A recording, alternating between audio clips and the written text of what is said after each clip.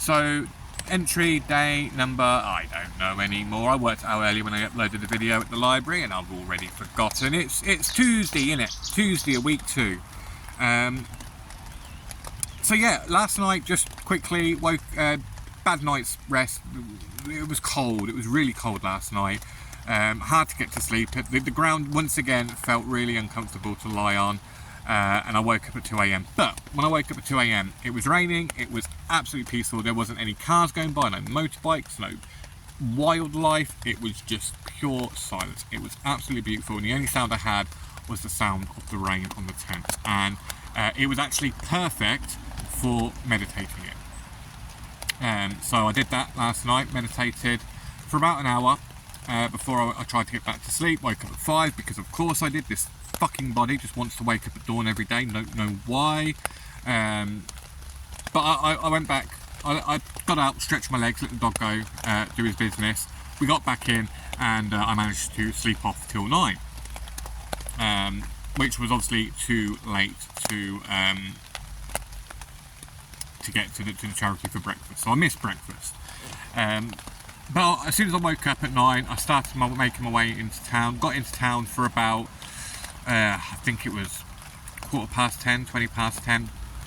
And as I'm on my way in, I bump into some of the other guys from the charity, like some of the homeless guys.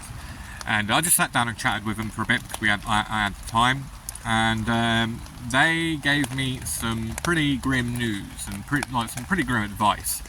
But it was, it's realistic, it's what you want. So I can't say too much because there is a very famous story regarding a homeless person that's happened in this area very recently, and it's what a lot of people are talking about. And I've been purposefully not talking about it because I'm convinced it will just give away my location and everyone will be able to figure out where I am. But it's such a horrific story. It's so concerning. And one of the guys I was talking to, there were 3 there, but one of the guys I was talking to was actually involved in the story, and he gave me his perspective from where he came in to it. And yeah, so one day I will come back to this and I'll say, remember that story I couldn't tell you about? Well, I'm going to tell you about it now, and I'll give you the full details then. But it wasn't good.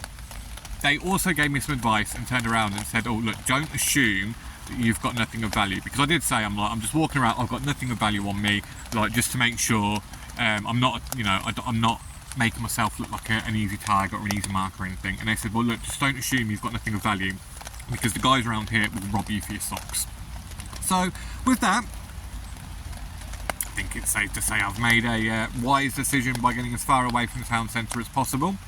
But yeah, it's, again, it's something you have to be wary of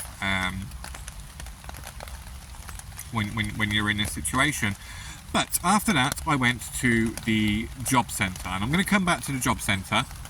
I went there to get something.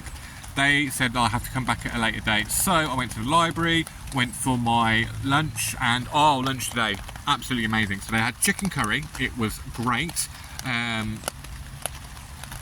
Actually, was it chicken curry? I think it might have just been curry, rice and potato, carrots, and some beanie things. But it was lovely. And this is one thing that you really learn to appreciate when you're homeless is your food. I used to buy like a takeout every Friday night back in the day, like McDonald's or Burger King, KFC, one of the local restaurants, usually actually one of the local restaurants. There's like a nice pizza place near me. And it would just be it would be a treat, and it'd be the greatest thing ever, and it'd be like, the best thing I eat all week. I love it. When you're homeless, and I am a fussy eater, there's a lot that I thought I wouldn't eat. But when you're homeless, you eat what you get, and every meal you have is like the greatest meal you've ever had. So you do learn to appreciate your food a lot more. But yeah, I had my food, had a couple of coffees, waited out the time till my appointment at the job centre, which I'm going to come back to in a second, and met the guy I hung out with on Friday. He came and helped me out because I was a bit worried about Elliot, because I'm not allowed to take Elliot into the building, so I didn't want to leave him outside. But the guy from Friday, I don't know if I'm going to ask him tomorrow if I'm allowed to use his name in my videos.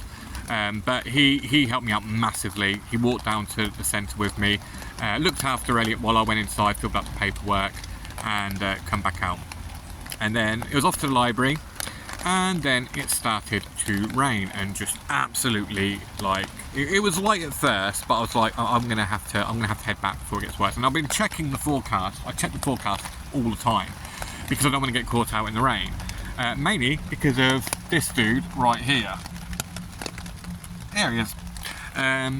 With me, it's not so bad, you know, but with a dog, as soon as this tent door's open, he's in. He's like rolling around and trying to find his little comfy position and get himself comfy, and he's just getting mud and dirt and water, wet dog smell just all over the place. The dog is pure chaos. I love him, but he is pure chaos. So yeah, we got caught in town.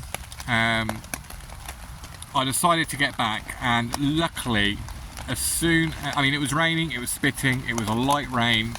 He got wet, he jumped through all of the greenery, like the long grass and plants that he could, just to make sure that his underbelly was soaked through and all his pores were as dirty as possible, because of course he did. But we got back. I've rearranged the tent a bit so that, like, the sleeping bag is kind of his dirt layer, so probably won't be using this as a sleeping bag again. I'll have to try and get a new one to actually use as a sleeping bag, and this one will just be like a dirt mat to lay out for when it gets a bit muddy, and try and catch as much dirt as possible so it doesn't go on anything else. But yeah, as you can probably hear it now, it's absolutely chucking it down. The time now, I believe, is like 6 PM. I've been back for about half an hour. So chose the right time to come back, but tomorrow is going to be a humongous issue, because it's supposed to be like this all day tomorrow. And I've already said to myself, if it's like this, there's just no point leaving the tent, because I'm just going to get so wet, so dirty and messy, that I'm just going to destroy the tent when I get back to it. So I might as well just stay in the tent all day, and then that way it will keep clean, and I can just wait till there's no rain and it dries up. Not going to work for tomorrow. Tomorrow is the one day I have to go into town. Mainly because I have a shower booked at the, because I desperately, today I sat down in the library and I kind of go, starting to get a bit of a musk to me. I do need to shower and a change of clothes. So that's tomorrow, that's all booked in for tomorrow. They're going to wash my clothes, give me some temporary clothes, I'll have a shower, and then when my clothes are ready I can have another shower and change back into my original clothes again. Which is great.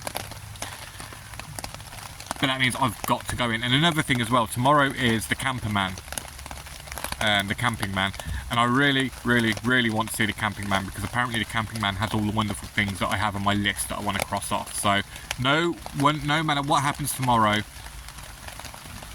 we're going into town. So let's just hope I can get a nice window of it stopping the rain, so I can get in and then get myself back out. But yeah, so that's today and tomorrow. Now, in case you haven't seen the previous video, and I am going to go over this, actually I'll go over this in a separate video. I'll record an extra video after this. So yeah, that's today, and until tomorrow, whatever.